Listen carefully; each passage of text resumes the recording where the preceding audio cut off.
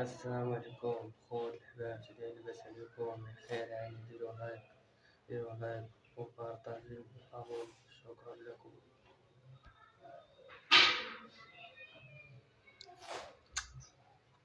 مرحبا مشاهدينا، هذه أهم عناوين أخبار اليوم.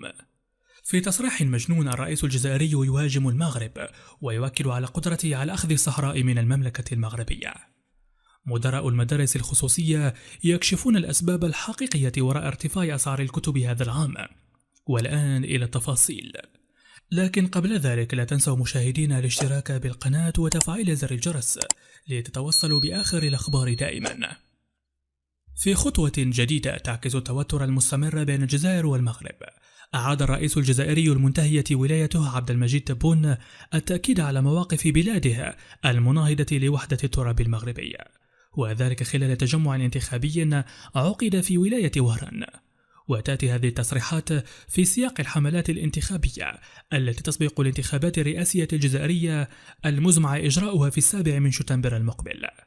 وفي هذا التجمع عبر عبد المجيد تبون عن تمسكه الثابت بموقف الجزائر الداعم لجبهة البوليساريو والانفصالية، مشددا على أن أي تراجع عن هذا الموقف يعتبر بمثابة سلاخ من الجلد بالنسبة للجزائريين. ووفقا لتصريحات تبون، فإن دعم البوليساريو يعد من الثوابت الوطنية الجزائرية، ولن تتخلى الجزائر عنها تحت أي ظرف كان. وتشير التحليلات إلى أن هذا التصريح العدائي يعكس الجهود التي يبذلها تبون في حملته الانتخابية للحصول على دعم قوي من صقور المؤسسة العسكرية الجزائرية بقيادة الجنرال سعد شنقريحة. فمن خلال تأكيده على دعم البوليساريو يسعى تبون إلى تعزيز موقعه في الانتخابات الرئاسية القادمة وسط منافسة شرسة. ويتماشى هذا الموقف العدائي مع سياسة النظام الجزائري التي تصاعدت بشكل ملحوظ منذ غشت من عام 2021، عندما قررت الجزائر قطع علاقاتها الدبلوماسية مع المغرب وفرضت حظرا على الطائرات المغربية في مجالها الجوي، إذ يعكس هذا التصعيد الإصرار المستمر من جانب الجزائر على التمسك بمواقفها العدائية تجاه وحدة التراب المغربي ومصالحه العليا. وفي الوقت نفسه يبقى المغرب ثابتا في موقفه السلمي والمبادر نحو تحسين العلاقات مع الجزائر. وقد عبر جلالة الملك محمد السادس في عدة خطب سامية عن سياسة اليد الممدودة، داعيا إلى تجاوز الخلافات وبناء علاقات مبنية على الثقة وحسن الجوار بين البلدين. وتعكس هذه الرسائل الملكية رغبة المغرب في طي صفحة الخلافات والعمل نحو تعزيز علاقات الأخوة والتاريخ المشترك التي تجمع بين الشعبين. وتأتي التصريحات الأخيرة للرئيس تبون لتؤكد على استمرار التوتر بين البلدين في وقت يشهد فيه المغرب مبادرات دبلوماسية تهدف إلى تحقيق الاستقرار وتعزيز التعاون الإقليمي. وبينما تسعى الجزائر إلى الحفاظ على موقفها الثابت، يظل المغرب ملتزما بالمسار الدبلوماسي والحوار البناء لفتح آفاق جديدة للتعاون والتفاهم بين الجارين. وفي ظل هذه المتغيرات يتطلع الجميع إلى مستقبل العلاقات بين الجزائر والمغرب، حيث يواجه البلدان تحديات دبلوماسية معقدة تتطلب تجاوز الخلافات وتعزيز التواصل بين شعبيهما لتحقيق مصالحهما المشتركة. هذا وتحتل مسألة العلاقات الجزائرية المغربية ومواقف تبون العدائية ضد المغرب تحتل حيزا كبيرا من النقاش السياسي والإعلامي في الوقت الراهن، حيث أن هذه الديناميكية ليست مجرد تصريحات سياسية، بل هي انعكاس للصراعات التاريخية والإقليمية التي تؤثر على الاستقرار الإقليمي والعلاقات بين الدول المغاربية. وفي ظل هذه الأجواء المشحونة تسعى الجزائر إلى تعزيز مواقفها عبر التحالف مع جبهة البوليساريو، وهي خطوة تعزز من سياسة التصعيد تجاه المغرب، ويتزامن ذلك مع استمرار المغرب في دعوته إلى الحوار والتفاهم، وهو ما يعكس رغبة المغرب في البحث عن حلول دبلوماسية تعزز من الاستقرار الإقليمي وتخفف من حدة التوتر. ومن جهة أخرى تلعب السياسة الإقليمية دورا مهما في تشكيل هذا التوتر، فالتصريحات والمواقف التي يتبناها المسؤولون الجزائريون تعكس الضغوط السياسية الداخلية والخارجية التي تواجهها الجزائر. وبينما يبدو أن هذه السياسة العدائية تستهدف الحفاظ على الوضع الراهن وتعزيز موقف الجزائر في الساحة الإقليمية، تظل هناك تحديات كبرى في تحقيق استقرار حقيقي يتطلب التعاون بين الأطراف المعنية.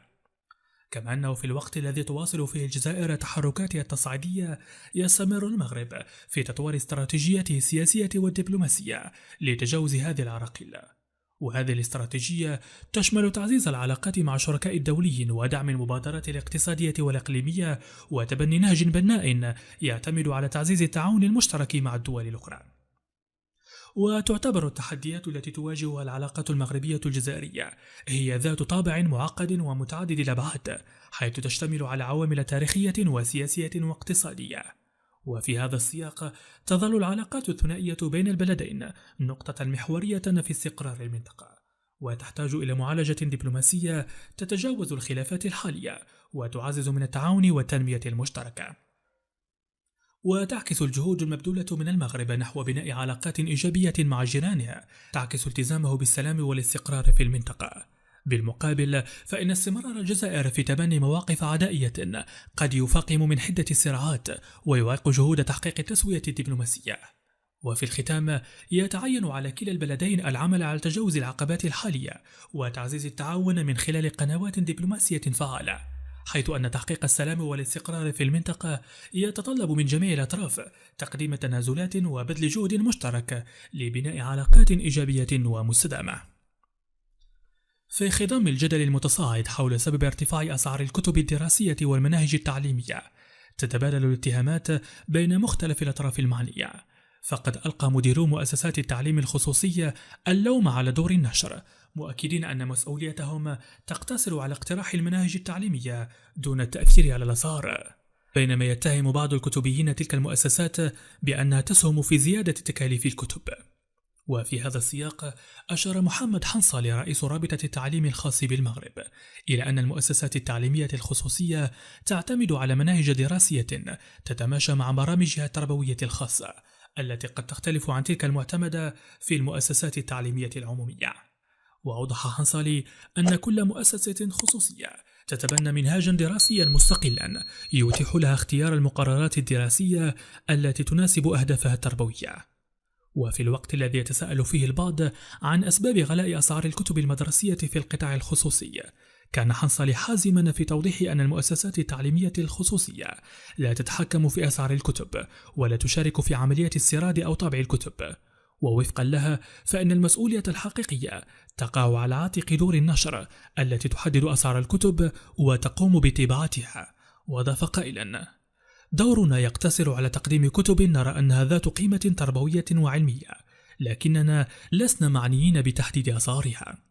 كما تناول حنصلي الجدل القائم حول ما إذا كان التعليم الخصوصي هو سبب ارتفاع الأسعار، مؤكدا أن هذه الفكرة غير دقيقة، وقال أن الغلاء في أسعار الكتب لا يمكن أن يعزى فقط إلى التعليم الخصوصي، بل أن ارتفاع الأسعار يشمل جميع المواد الاستهلاكية الأخرى بما في ذلك الغذاء، نتيجة لعوامل مثل الجفاف وتأثيراته الاقتصادية.